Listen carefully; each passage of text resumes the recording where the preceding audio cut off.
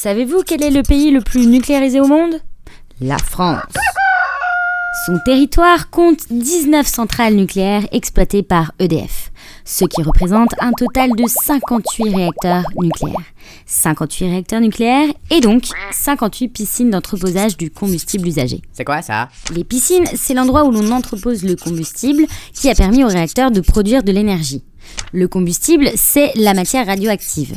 Lorsqu'il est usagé, il est encore hautement radioactif et dégage beaucoup de chaleur. Ce combustible est déposé dans des piscines pour être refroidi pendant 2 à 3 ans. Après, il est envoyé en entreposage dans une usine de retraitement. Chacune des piscines d'entreposage de combustible peut contenir plusieurs centaines de tonnes de combustible. Il s'agit donc d'installations qui contiennent beaucoup de radioactivité. Et pourtant, elles ne sont pas protégées vis-à-vis d'actes de malveillance. Le bâtiment du réacteur, lui, est doté d'une enceinte de confinement renforcée, ce qui n'est pas le cas des piscines qui sont donc très vulnérables.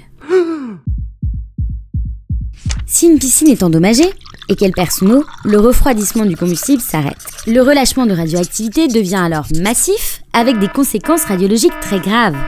Et vu le nombre de réacteurs en France, c'est l'ensemble des citoyens français qui est concerné par ce risque. Mais aussi leurs voisins.